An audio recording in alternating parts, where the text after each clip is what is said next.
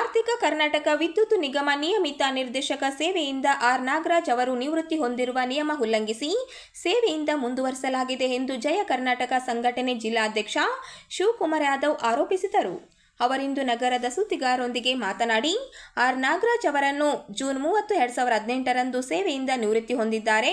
ನಿಯಮಗಳನ್ನು ಸರ್ಕಾರವೇ ಉಲ್ಲಂಘಿಸಿ ಅವರ ಸೇವೆಯನ್ನು ಮುಂದುವರಿಸಲಾಗಿದೆ.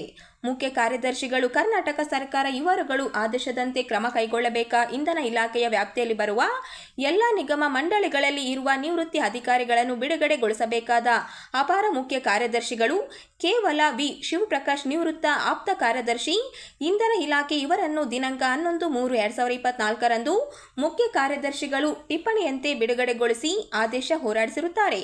ಇಂಧನ ಇಲಾಖೆ ವ್ಯಾಪ್ತಿಯಲ್ಲಿ ಬರುವ ಕರ್ನಾಟಕ ವಿದ್ಯುತ್ ನಿಗಮ ನಿಯಮಿತದ ನಿರ್ದೇಶಕರು ಆರ್ಥಿಕ ಆರ್ ನಾಗರಾಜ್ ಇವರನ್ನು ಹುದ್ದೆಯಿಂದ ಬಿಡುಗಡೆಗೊಳಿಸದೆ ಹಾಗೆಯೇ ಮುಂದುವರಿಸಲಾಗುತ್ತದೆ ಎಂದು ಆರೋಪಿಸಿದರು. ಫೈನಾನ್ಸ್ ಡೈರೆಕ್ಟರ್ ಅಂತಂದು ಇಲ್ಲಿಗಲ್ ಆಗಿ ಅವರು ಅಪಾಯಿಂಟ್ಮೆಂಟ್ ಮಾಡ್ಕೊಂಡ್ರೆ ಆರ್ ನಾಗರಾಜ್ ನಿರ್ದೇಶಕರು ಆರ್ಥಿಕ ಕರ್ನಾಟಕ ವಿದ್ಯುತ್ ನಿಗಮ ನಿಯಮಿತ ಬೆಂಗಳೂರು ಇವರು 30/6/2018ರಲ್ಲಿ ರಿಟೈರ್ಡ್ ಆಗ್ತಾರೆ.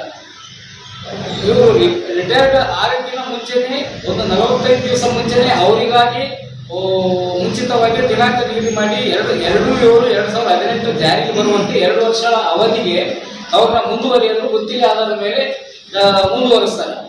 ಆ ಆದೇಶದ ಮೇಲೆ 2018 2 ವರ್ಷಗಳ ಗುತ್ತಿಗೆ ಆಧಾರದ ಮೇಲೆ 20 ತನಕ ಮುಗೀತದ. ಮತ್ತೆ 2020 16/6/20ರಂದು 2/7/2021 ಜಾರಿಗೆ ಬರುವಂತೆ ಮತ್ತು 2 ವರ್ಷದ ಅವಧಿಗೆ ಅವರ ಮುಂದುವರಿಸಲು ಅವಕಾಶ ಮಾಡಿಕೊಡ್ತಾರೆ. ಸೊ ಇದಾದ ನಂತರ ಅವರಿಗೆ ಕಂಟಿನ್ಯೂ ಆಗಿ 4 ವರ್ಷ ಆದ ನಂತರ ಈ ಸರ್ತಿ ಒಂದು ಕಾಲ್ಫಾರ್ಮ್ ಮಾಡೋಣ, ಯಾರ ಅದಕ್ಕೆ ಸಂಬಂಧಪಟ್ಟ ಅಭ್ಯರ್ಥಿಗಳು ಆಗ್ತಾರೆ ಅಂತಂದು ಒಂದು appointment distribution of our contract basis for the post of finance director ಅಂತಂದು ಆ ಹುದ್ದೆಗೆ ಗುತ್ತಿಗೆ ಆಧಾರದ ಮೇಲೆ ಡೆಪ್ಯುಟೇಷನ್ ಆಧಾರದ ಮೇಲೆ ಅರ್ಜಿ ಕರೀತಾರೆ. ಅದಕ್ಕೆ 4 ಜನ ನೇಮಕಾತಿಗೆ ಅಪ್ಲೈ ಮಾಡಿರ್ತಾರೆ. ಡಾಕ್ಟರ್ ಪ್ರದೀಪ್, ನಾನಾಜಿ ರಾಥೋಡ್, ಗೋಪಾಲ್ ಕೃಷ್ಣ, ಮೊಹಮ್ಮದ್ ರಸೂಲ್ ಬೇಪಾರಿ. ಇವರು ನಿವೃತ್ತ IRS, PhD commerce, BCom, MCA, MBA ಈ ತರ ಪದವಿ ಅವರು ಹೊಂದಿರ್ತಾರೆ.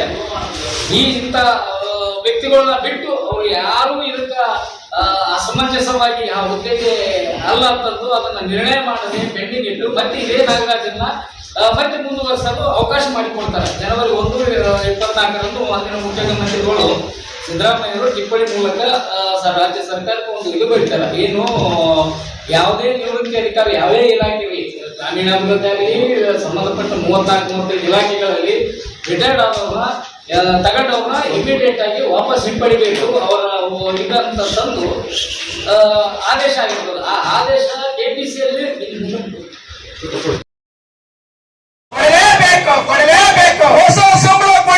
ಕೂಡಲೇ ಜಿಲ್ಲೆಯ ಬಾಕಿ ಇರುವ ಹೊರ ಗುತ್ತಿಗೆ ಗ್ರೂಪ್ ಡಿ ನೌಕರರಿಗೆ ವೇತನ ಪಾವತಿ ಮಾಡಿಸಬೇಕು ಎಂದು ಜಿಲ್ಲಾ ಆರೋಗ್ಯ ಇಲಾಖೆ ಗ್ರೂಪ್ ಡಿ ನೌಕರರ ಸಂಘದ ಮುಖಂಡರು ಇಂದು ಪ್ರತಿಭಟನೆ ನಡೆಸಿದರು. ಜಿಲ್ಲೆಯ ಎಲ್ಲ ಪ್ರಾಥಮಿಕ ಆರೋಗ್ಯ ಕೇಂದ್ರಗಳಲ್ಲಿ ಹಾಗೂ ಸಮುದಾಯದ ಆರೋಗ್ಯ ಕೇಂದ್ರಗಳಲ್ಲಿ ಹಾಗೂ ಆಸ್ಪತ್ರೆಗಳಲ್ಲಿ ನೂರಾರು ಜನ ಹೊರ ಗುತ್ತಿಗೆ ನೌಕರರು ದುಡಿಯುತ್ತಿದ್ದಾರೆ. ಈ ವರ್ಷದ ಗುತ್ತಿಗೆ ಪಡೆದ ಪಾಪ್ಯುಲರ್ ಇಂಜಿನಿಯರ್ ಏಜೆನ್ಸಿ ಬಳ್ಳಾರಿಯವರು ಗುತ್ತಿಗೆ ಒಪ್ಪಂದವನ್ನು ಪಾಲಿಸಿರುವುದಿಲ್ಲ. ವೇತನ ಪಾವತಿ ಕಾಯ್ದೆ ಪ್ರಕಾರ ಪ್ರತಿ ತಿಂಗಳು 7ನೇ ತಾರೀಕಿನೊಳಗಾಗಿ ಕಾರ್ಮಿಕರಿಗೆ ವೇತನ ಪಾವತಿ ಮಾಡುತ್ತಿಲ್ಲ.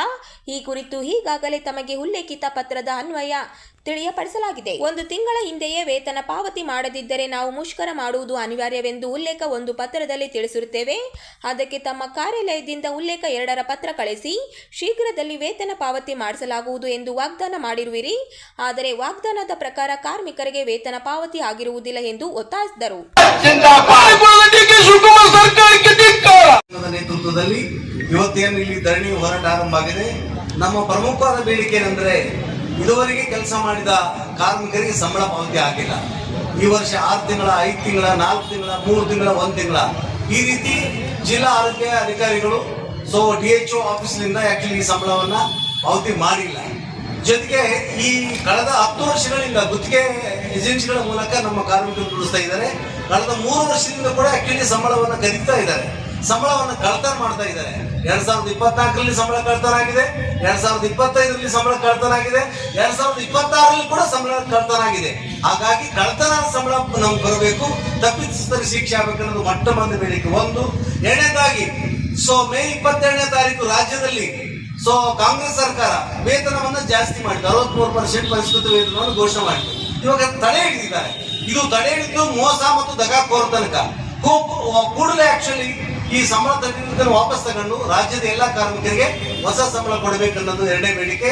ಮೂರನೇದು ಆರೋಗ್ಯ ಕಾರ್ಮಿಕರ ಪ್ರಾವಿಡೆಂಟ್ ಫಂಡ್, ESI ಮತ್ತು ಲೀಗಲ್ ಸೆಕ್ಯೂರಿಟಿ ಬೆನಿಫಿಟ್ಸ್ ಏನಾಗಿದೆ ಇವನ್ನೆಲ್ಲ ತಿಂದು ಹತ್ತಿಕ್ಕೆ ಹಾಳು ಮಾಡಿದ್ದಾರೆ, ಅದೆಲ್ಲ ಬೇಕಂತೇಳಿ ಹೋರಾಟ ಶುರುವಾಗಿದೆ. ಹೋರಾಟವನ್ನು ಮುಂದುವರಿಸ್ತೀವಿ. ಆರ್ ಮಾನ್ಸೆ, ಗೌರವಾಧ್ಯಕ್ಷ, ರಾಯಚೂರು ಜಿಲ್ಲಾ ಆರೋಗ್ಯ ಇಲಾಖೆ, ಸಿ ಮತ್ತು ಡಿ ಗ್ರೂಪ್ ನೌಕರ ಸಂಘ. Thank you. ಕನ್ನಡ ಸಾಹಿತ್ಯ ಪರಿಷತ್ತಿನ ರಾಜ್ಯ ಅಧ್ಯಕ್ಷರು ಹಾಗೂ ಜಿಲ್ಲಾ ಅಧ್ಯಕ್ಷರ ಅಧಿಕಾರ ಅವಧಿಯನ್ನು ಪ್ರಸ್ತುತ 5 ವರ್ಷದಿಂದ ಮತ್ತೆ 3 ವರ್ಷಕ್ಕೆ ಇಳಿಸಿ ಬೈಲಾ ತಿದ್ದುಪಡಿ ಮೂಲಕ 3 ವರ್ಷಕ್ಕೆ ಮಾತ್ರ ಸೀಮಿತಗೊಳಿಸಬೇಕು ಎಂದು ಬೆಳಕು ಸಂಸ್ಥೆಯ ಅಧ್ಯಕ್ಷ ಅಣ್ಣಪ್ಪ ಮೆಟ್ಟಿಗೌಡ ಒತ್ತಾಯಿಸಿದರು. ಅವರಿಂದು ನಗರದ ಸುದ್ದಿಗಾರರೊಂದಿಗೆ ಮಾತನಾಡಿ, ನಾಡು ನುಡಿಯ ಸೇವೆಗಾಗಿ ಭಾಷಾ ತಜ್ಞರು, ಸಾಹಿತಿಗಳು ಹಾಗೂ ಸಾಹಿತ್ಯ ಪಂಡಿತರ ಸಲಹೆ ಮತ್ತು ಮಾರ್ಗದರ್ಶನದೊಂದಿಗೆ ಕನ್ನಡ ಸಾಹಿತ್ಯ ಪರಿಷತ್ತು ತನ್ನ ಕಾರ್ಯಚಟುವಟಿಕೆಗಳನ್ನು ನಡೆಸಿಕೊಂಡು ಬರುತ್ತಿದೆ. ಪರಿಷತ್ತಿನ ಕೆಲಸಗಳು ಹಾಗೂ ಅಂಗೀಕರಿಸಿದ ನಿರ್ಣಯಗಳು ಪರಿಣಾಮಕಾರಿಯಾಗಿ ಕಾರ್ಯರೂಪಕ್ಕೆ ಬರಲು ಆಡಳಿತದಲ್ಲಿ ಹೊಸ ಚಿಂತನೆ ಹಾಗೂ ಹೊಸ ನಾಯಕತ್ವಕ್ಕೆ ಅವಕಾಶ ಕಲ್ಪಿಸಲು ಅಗತ್ಯವಿದೆ ಎಂದರು. ಅಧ್ಯಕ್ಷರ ಅಧಿಕಾರ ಅವಧಿಯನ್ನು 3 ವರ್ಷಕ್ಕೆ ನಿಗದಿಪಡಿಸುವ ಸಂಪ್ರದಾಯ ಮೈಸೂರು ಅರಸರ ಕಾಲದಿಂದಲೂ ಮುಂದುವರೆದಿದ್ದು ಇತ್ತೀಚಿನವರೆಗೂ ಪಾಲನೆಯಾಗುತ್ತಿತ್ತು. ಆದರೆ 2018ರ ಮಾರ್ಚ್ 15ರಂದು ಉಡುಪಿ ಜಿಲ್ಲೆಯ ಕೋಟದಲ್ಲಿ ನಡೆದ ವಿಶೇಷ ಸರ್ವ ಸದಸ್ಯರ ಸಭೆಯಲ್ಲಿ ಕನ್ನಡ ಸಾಹಿತ್ಯ ಪರಿಷತ್ತಿನ ಅಧ್ಯಕ್ಷರ ಅಧಿಕಾರ ಅವಧಿಯನ್ನು 3 ವರ್ಷದಿಂದ 5 ವರ್ಷಕ್ಕೆ ವಿಸ್ತರಿಸುವ ನಿರ್ಣಯ ಕೈಗೊಳ್ಳಲಾಗಿದೆ. ಈ ಬದಲಾವಣೆಯನ್ನು ಮರುಪರಿಶೀಲಿಸುವ ಅಗತ್ಯವಿದೆ ಎಂದು ತಿಳಿಸಿದರು. ರಾಜ್ಯಾಧ್ಯಕ್ಷರು ಹಾಗೂ ಜಿಲ್ಲಾಧ್ಯಕ್ಷರ ಅಧಿಕಾರಾವಧಿಯನ್ನ ಈ ಹಿಂದೆ 5 ವರ್ಷದಿಂದ ಮತ್ತೆ 3 ವರ್ಷಕ್ಕೆ ಈಗಿನ ಆಡಳಿತ ಅಧಿಕಾರಿಗಳು ಅದನ್ನ ತಿದ್ದುಪಡಿ ಮಾಡಿ 3 ವರ್ಷಕ್ಕೆ ಮಾತ್ರ ಅಧಿಕಾರಾವಧಿಯನ್ನ ಸೀಮಿತಗೊಳಿಸಬೇಕಾಗಿ ನಾವು ಒತ್ತಾಯನ ಮಾಡ್ತಾ ಇದ್ದೇವೆ. ಕಾರಣ ಇಷ್ಟೇ, ಕನ್ನಡ ಸಾಹಿತ್ಯ ಪರಿಷತ್ತು ಅನ್ನೋದು ನಾಡು ನುಡಿಗಾಗಿ ಭಾಷಾ ತಜ್ಞರು, ಸಾಹಿತಿಗಳು, ಸಾಹಿತ್ಯ ಪಂಡಿತರು ಸಲಹೆ ಮತ್ತು ಹಲವಾರ ಮಾರ್ಗದರ್ಶನದೊಂದಿಗೆ ಸಾಹಿತ್ಯ ಪರಿಷತ್ತು ತನ್ನ ಕಾರ್ಯಚಟುವಟಿಕೆಗಳನ್ನು ನಡೆಸಿಕೊಂಡು ಬರ್ತಾ ಇದೆ. ಸಾಹಿತ್ಯ ಪರಿಷತ್ತಿನ ಕೆಲಸಗಳು ಅಂಗೀಕರಿಸಿದ ನಿರ್ಣಯಗಳ ಪರಿಣಾಮಕಾರಿಯಾಗಿ ಕಾರ್ಯರೂಪಕ್ಕೆ ಬರಬೇಕಂತಂದ್ರೆ ಸಂಸ್ಥೆಯ ಆಡಳಿತದಲ್ಲಿ ಹೊಸ ಚಿಂತನೆಗಳು ಹಾಗೂ ಹೊಸ ನಾಯಕತ್ವಕ್ಕೆ ಅವಕಾಶ ದೊರೆತಾಗ ಮಾತ್ರ ಪರಿಣಾಮಕಾರಿ ಆಗ್ತದೆ. ಹಾಗಾಗಿ ಕನ್ನಡ ಸಾಹಿತ್ಯ ಪರಿಷತ್ತಿನ ರಾಜ್ಯಾಧ್ಯಕ್ಷರ ಹಾಗೂ ಜಿಲ್ಲಾಧ್ಯಕ್ಷರ ಅಧಿಕಾರಾವಧಿಯನ್ನ 3 ವರ್ಷಕ್ಕೆ ಈ ಹಿಂದಿನಿಂದಲೂ ಕೂಡ ನಿಗದಿಪಡಿಸಲಾಗಿತ್ತು. ಈ ಸಂಪ್ರದಾಯ ಮೈಸೂರು ಅರಸರ ಕಾಲದಿಂದಲೂ ಕೂಡ ಮುಂದುವರೆದು ಇತ್ತೀಚಿನ ದಿನಗಳವರೆಗೂ ಕೂಡ ಆ ಒಂದು ಸಂಪ್ರದಾಯ ಮುಂದುವರಿತಾ ಇದೆ. ಆದ್ರೆ ಕನ್ನಡ ಸಾಹಿತ್ಯ ಪರಿಷತ್ತಿನ 2018ರಲ್ಲಿ ರಾಜ್ಯಾಧ್ಯಕ್ಷರಾಗಿರುವಂತಹ ಮನು ಬಳಿಗಾರ್ ಅವರ ನೇತೃತ್ವದಲ್ಲಿ 2018ರ ಮಾರ್ಚ್ 15ರಂದು ಉಡುಪಿ ಜಿಲ್ಲೆಯ ಕೋಟಾದಲ್ಲಿ ನಡೆದ ವಿಶೇಷ ನಮ್ಮ ಕನ್ನಡ ಸಾಹಿತ್ಯ ಪರಿಷತ್ತಿನ ಸರ್ವ ಸದಸ್ಯರ ಸಭೆಯಲ್ಲಿ ಒಂದು ಬೈಲಾ ತಿದ್ದುಪಡಿ ಮಾಡ್ತಾರೆ. ಬಹಳ ಖೇದಕರವಾದಂತಹ ಸಂಗತಿ. ಆ ದಿನ ತಮ್ಮ ಅಧಿಕಾರಾವಧಿಯನ್ನ 3 ವರ್ಷ ಇದ್ದಿದ್ದನ್ನ 5 ವರ್ಷ ಅಂತ ತಿದ್ದುಪಡಿ ಮಾಡಿ ಅವರು ಏಕಾಏಕಿ ಮತ್ತೆ 5 ವರ್ಷ.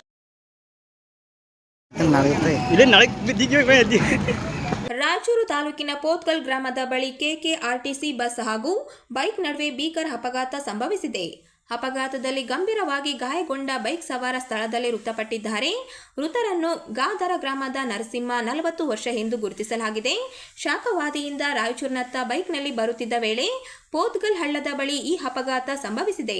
ಅತಿವೇಗ ಹಾಗೂ KKRTC ಬಸ್ ಚಾಲಕನ ನಿರ್ಲಕ್ಷ್ಯದಿಂದಲೇ ಅಪಘಾತ ಸಂಭವಿಸಿದೆ ಎಂದು ಆರೋಪಿಸಲಾಗಿದೆ. ಘಟನೆ ಸಂಬಂಧ ರಾಯಚೂರು ಗ್ರಾಮೀಣ ಪೊಲೀಸ್ ಠಾಣೆಯಲ್ಲಿ ಪ್ರಕರಣ ದಾಖಲಾಗಿದ್ದು ಪೊಲೀಸರು ತನಿಖೆ ಮುಂದುವರಿಸಿದ್ದಾರೆ.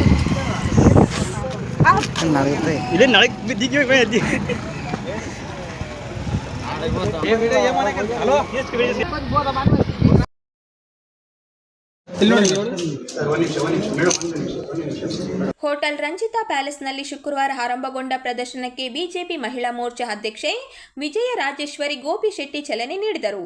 ಪ್ರದರ್ಶನದಲ್ಲಿ ಶುದ್ಧ ಚಿನ್ನ, ವಜ್ರ, ಮುತ್ತು, ಪಚ್ಚೆ, ಮಾಣಿಕ್ಯ ಸೇರಿದಂತೆ ಅಪರೂಪದ ರತ್ನಗಳಿಂದ ರೂಪಿಸಲಾದ ಆಕರ್ಷಕ ವಿನ್ಯಾಸದ ಆಭರಣಗಳನ್ನು ಪ್ರದರ್ಶಿಸಲಾಗುತ್ತಿದೆ. ರಾಯಚೂರಿನ ಗ್ರಾಹಕರಿಗಾಗಿ ಬೆಳ್ಳಿ ಆಭರಣಗಳ ಮೇಲೆ 2%, ಚಿನ್ನದ ಆಭರಣಗಳ ಮೇಲೆ 4% ಹಾಗೂ ವಜ್ರದ ಆಭರಣಗಳ ಮೇಲೆ 6% ರಿಯಾಯಿತಿ ನೀಡಲಾಗುತ್ತಿದೆ ಎಂದು ಸಂಸ್ಥೆ ತಿಳಿಸಿದೆ. ಪರಂಪರೆಯ ವಿನ್ಯಾಸಗಳ ಜೊತೆಗೆ ಆಧುನಿಕ ಶೈಲಿಯ ವಿಶೇಷ ಸಂಗ್ರಹಗಳು ಪ್ರದರ್ಶನ ನಡೆಯಲಿದ್ದು, ಆಭರಣ ತಜ್ಞರಿಂದ ವೈಯಕ್ತಿಕ ಸಲಹೆ ಪಡೆಯಲು ಅವಕಾಶವಿದೆ.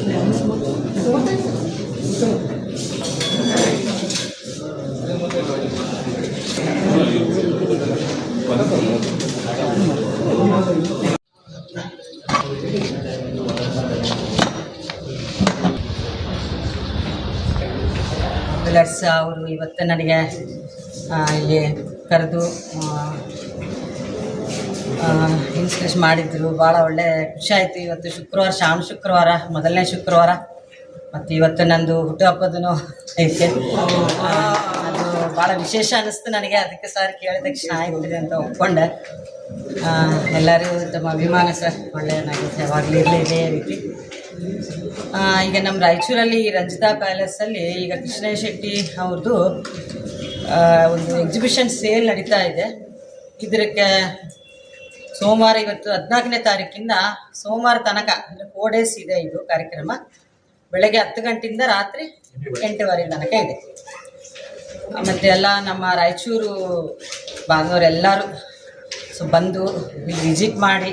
ಇದು ಕೃಷ್ಣ ಶೆಟ್ಟಿ ಅವ್ರದ್ದು ನನಗೆ ಹಳೆಯದಿಂದನೂ ಇದು ನಾನು ಬೆಂಗಳೂರು ಕೃಷ್ಣ ಶೆಟ್ಟಿ ಗ್ರೂಪ್ ಆಫ್ ಜ್ಯುವೆಲರ್ಸಲ್ಲಿ ಮ್ಯಾನೇಜರ್ ಆಗಿ ಕಾರ್ಯನಿರ್ವಹಿಸುತ್ತಿದ್ದೇನೆ. ನಾವು ವರ್ಷ ಬರುವ ತರಹ ಈ ವರ್ಷವೂ ಎಕ್ಸಿಬಿಷನ್ ಇಲ್ಲಿ ರಾಯಚೂರಲ್ಲಿ ಆರ್ಗನೈಸ್ ಮಾಡಿದ್ದೀವಿ. ಎಲ್ಲ ತರಹದ ವಜ್ರ ವೈಡೂರ್ಯಗಳನ್ನು ತಂದಿದ್ದೀವಿ. ಇನ್ ಗೋಲ್ಡಲ್ಲಿ ಸುಮಾರು ಕಲೆಕ್ಷನ್ ಇದೆ. ಆ್ಯಂಟಿಕ್ ಇಂದ ಹಿಡಿದು ಫಿಲಿಗ್ರಿ ಇಂದ ಹಿಡಿದು ರೆಡ್ ಆಕ್ಸೈಡ್ ಇದು ಎಲ್ಲ ಥರದ ಕಲೆಕ್ಷನ್ನು ಇದೆ. ನಿಮಗೆ ಈ ಹಬ್ಬಕ್ಕೆ, ವರಮಹಾಲಕ್ಷ್ಮಿ ಹಬ್ಬಕ್ಕೆ ಸರಿಯಾದ ಸೆಲೆಕ್ಷನ್ ಒಂದಿಗೆ ನಾವು ಬಂದಿದ್ದೀವಿ. ರಾಯಚೂರು ಜನರಿಗೆ ನಾವು ಮನವಿ ಮಾಡಿಕೊಂಡೇನೆಂದರೆ ಬಂದು ಈ ಅನುಭವವನ್ನು ಪಡಿಸಿ ನಮ್ಮನ್ನು ಸಕ್ಸಸ್ ಮಾಡಬೇಕಂತ ವಿನಂತಿಸುತ್ತೇವೆ. ನಾವು ಈ ಆಭರಣಗಳ ಪ್ರದರ್ಶನ ಇವತ್ತರಿಂದ ಸೋಮವಾರ ತನಕ ಇಟ್ಟಿದ್ದೀವಿ. ತುಂಬ ಡಿಸ್ಕೌಂಟ್ ಆಫರಿಂಗ್ಸ್ ಕೂಡ ಕೊಡ್ತಾ ಇದ್ದೀವಿ. ಫ್ರಮ್ 2% to 6% ಡಿಸ್ಕೌಂಟ್ಸ್ ಇದೆ. ಒಳ್ಳೆ ಕಲೆಕ್ಷನ್ ಇದೆ.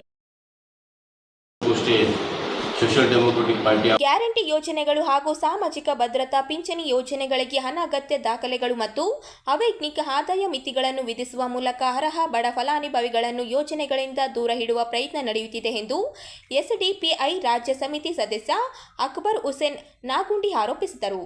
ಅವರಿಂದು ನಗರದ ಸುದ್ದಿಗಾರರೊಂದಿಗೆ ಮಾತನಾಡಿ, ಗೃಹ ಜ್ಯೋತಿ, ಗೃಹಲಕ್ಷ್ಮಿ ಹಾಗೂ ಶಕ್ತಿ ಯೋಜನೆಗಳ ಅನುಷ್ಠಾನದಲ್ಲಿ ಹಲವು ಸಮಸ್ಯೆಗಳು ಎದುರಾಗುತ್ತಿದ್ದು, ಫಲಾನುಭವಿಗಳಿಗೆ ಅನಗತ್ಯ ತೊಂದರೆ ಉಂಟಾಗಿದೆ ಎಂದು ಹೇಳಿದರು. ಈಗಾಗಲೇ ಅರ್ಹರೆಂದು ಗುರುತಿಸಲ್ಪಟ್ಟ ಗೃಹ ಜ್ಯೋತಿ ಫಲಾನುಭವಿಗಳಿಂದ ಮತ್ತೊಮ್ಮೆ ದಾಖಲೆಗಳನ್ನು ಕಳಿಸುತ್ತಿರುವುದು ಜನರನ್ನು ಸರ್ಕಾರಿ ಕಚೇರಿಗಳಿಗೆ ಅಲೆದಾಡಿಸುವ ಕ್ರಮವಾಗಿದೆ. ಗೃಹಲಕ್ಷ್ಮಿ ಯೋಜನೆಯ ಹಣವು ನಿಯಮಿತವಾಗಿ ಜಮೆಯಾಗದೆ ಬಾಕಿ ಹಣವನ್ನು ಒಟ್ಟಿಗೆ ನೀಡುತ್ತಿರುವುದರಿಂದ ಮಹಿಳೆಯರಲ್ಲಿ ಗೊಂದಲ ಉಂಟಾಗಿದೆ ಎಂದು ದೂರಿದರು. ಶಕ್ತಿ ಯೋಜನೆ ಅಡಿ ಮಹಿಳೆಯರಿಗೆ ಉಚಿತ ಪ್ರಯಾಣ ಕಲ್ಪಿಸಿರುವುದಾಗಿ ಸರ್ಕಾರ ಹೇಳುತ್ತಿದ್ದರೂ ಅಗತ್ಯ ಪ್ರಮಾಣದಲ್ಲಿ ಬಸ್ಗಳನ್ನು ಹೆಚ್ಚಿಸದ ಕಾರಣ ಕಿಕ್ಕಿರಿದ ಬಸ್ಸುಗಳಲ್ಲಿ ಮಹಿಳೆಯರು ಅಪಾಯಕಾರಿ ರೀತಿಯಲ್ಲಿ ಪ್ರಯಾಣಿಸುವ ಪರಿಸ್ಥಿತಿ ನಿರ್ಮಾಣವಾಗಿದೆ. ತೋರಿಸ್ತಾ ಇದೆ. ಈ ಗ್ಯಾರಂಟಿಗಳಿಗೆ ವ್ಯಾರಂಟಿನೇ ಇಲ್ಲದಂಗಾಗಿದೆ. ಈ ರಾಜ್ಯದ ಮುಖ್ಯಮಂತ್ರಿಗಳು ಬದಲಾವಣೆ ಆದ ನಂತರ ಹೊಸ ನಿಯಮಗಳು, ಹೊಸ ದಾಖಲಾತಿಗಳು ಸೃಷ್ಟಿ ಮಾಡೋದಕ್ಕೆ ಜನರಲ್ಲಿ ಹೇಳ್ತಾ ಇದ್ದಾರೆ. ಗೃಹಲಕ್ಷ್ಮಿ ಯೋಜನೆ ಆಗಿರ್ಬೋದು ಮತ್ತು ಸೀನಿಯರ್ ಸಿಟಿಜನ್ಸ್ ಯೋಜನೆಗಳಾಗಿರ್ಬೋದು, ಹಲವಾರು ಯೋಜನೆಗಳಲ್ಲಿ ಕೇವಲ ಪೇಪರ್ಗಳನ್ನು ಬಿಟ್ಟರೆ ಬೇರೆ ಏನು ಕೆಲಸನೇ ಇಲ್ಲ. ಒಂದಿಲ್ಲದೆ ಒಂದು ದಾಖಲೆ. ಗೃಹ ಜ್ಯೋತಿ ಯೋಜನೆ ಆಗಿರ್ಬೋದು, ಹಲವಾರು ಗ್ಯಾರಂಟಿಗಳಿವೆ. ಈಗ ತಾನೇ ಅವರು ಹೇಳ್ತಾರೆ 32,000ಕ್ಕಿಂತ ಆದಾಯ ಹೆಚ್ಚಿಗಿರಬಾರ್ದು. ಇಲ್ಲಿ 3 ಲಕ್ಷ ತನಕ್ಕೆ ಟ್ಯಾಕ್ಸ್ ಫ್ರೀ ಇರುವಂಥ ಇನ್ಕಮ್ ಟ್ಯಾಕ್ಸಿಗೆ ಒಂದು ಫ್ರೀ ಆಫ್ ಟ್ಯಾಕ್ಸ್ ಇದೆ. ಇದು 32,000 ಆದಾಯ ದಿನಕ್ಕೆ ಎಷ್ಟಾಗುತ್ತೆ ಎಂಬುದು ಅವ್ರು ಆಲೋಚನೆ ಮಾಡಬೇಕು. ಆ ಮನುಷ್ಯ ಬದುಕಕ್ಕಾಗುತ್ತಾ? ಒಬ್ಬ ಸಾಮಾನ್ಯ ಮನುಷ್ಯ 32,000 ರೂಪಾಯಿ ಆದಾಯ ತೋರಿಸ್ಬೇಕು ಈ ವರ್ಷದಲ್ಲಿ ಅಂದಾಗ ಅವ್ರೇನು ಬದುಕಕ್ಕಾಗುತ್ತಾ? ಹೇಗ್ರಿ ಒಬ್ಬ ರಾಜ್ಯ ನಡೆಸುವಂಥ ಮುಖ್ಯಮಂತ್ರಿಗಳಾಗಿ ಅವರು ಕೇಳುವಂಥ ರೀತಿಗಳು ಈ ಬಡವರಿಗೆ ಒಂದು ಒತ್ತಡ, ದಾಖಲಾತಿಗಳು,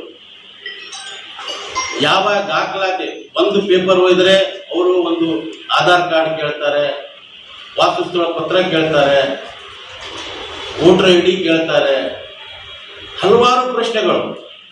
ಒಂದು ಫಿಟ್ ಮಾಡಿದ್ರೆ ಆ ಸಿಸ್ಟಮೇ ತಗೊಂತಿಲ್ಲ. ಈ ಸಿಸ್ಟಮ್ ಅಲ್ಲೇ ಪ್ರಾಬ್ಲಮ್ ಇರುವಂಥದ್ದು. ಇವರೇನು, ಯಾಕಂದ್ರೆ ಇಷ್ಟು ದಿನ ಕೊಟ್ಟಿದ್ದಾರೆ, ಅವರು ಮುಂದೆ ಕೊಡಬಾರ್ದು ಎಂಬುದು ಅವ್ರ ಉದ್ದೇಶ ಬಹುಶಃ ಆಗಿರ್ಬೋದು.